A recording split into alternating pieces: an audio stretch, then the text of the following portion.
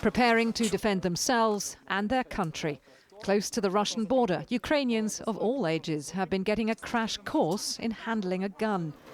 But in contrast, in Ukraine's capital, Kiev, florists were doing a roaring trade on Valentine's Day. We went to the border yesterday, even me and my partner. And for teacher Harry Lee, the prospect of war seems far-fetched. Nothing. There's no sign of any military presence. I think people just accept that Russia does have this grip on Ukraine, but there is hope that nothing will happen. And there is a belief, probably 60%, 70% say it's nonsense. Nothing will happen. There is an awful lot of posturing from both sides. This is the Russian military on manoeuvres. And Russia and its ally Belarus have now beefed up the number of troops they have at Ukraine's borders to 130,000.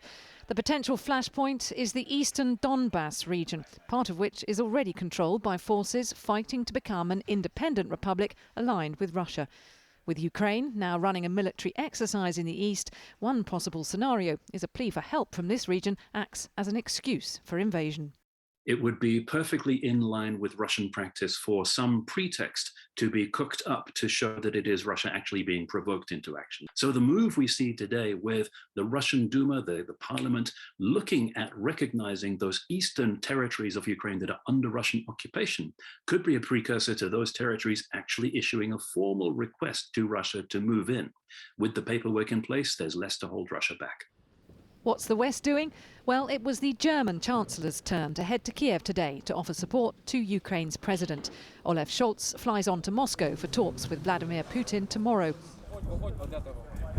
There are signals from the Kremlin that steering a diplomatic route out is still possible, and those in touch with the Ukrainian forces say they also do not think invasion is imminent. The Ukrainian army keeps strong. They are not panicking or anticipate some sort of incursion. No.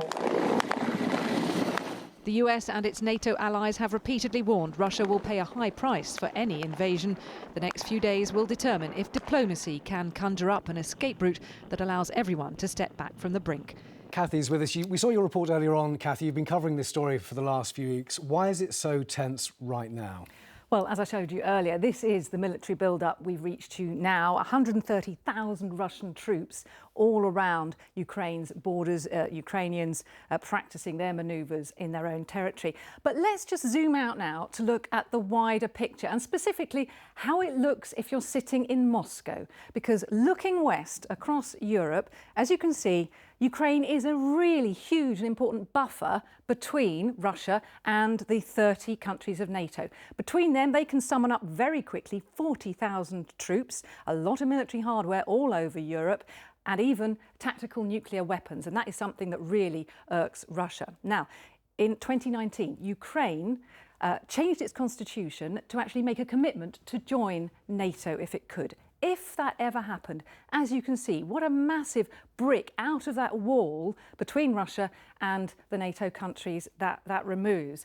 So squashing that ambition is really important to Vladimir Putin. But how he achieves that, I think that's still up in the air, because just today, despite the rhetoric we've heard from the Western leaders, just today, Vladimir Putin held a very interesting kind of televised chat with his foreign minister, a very important man.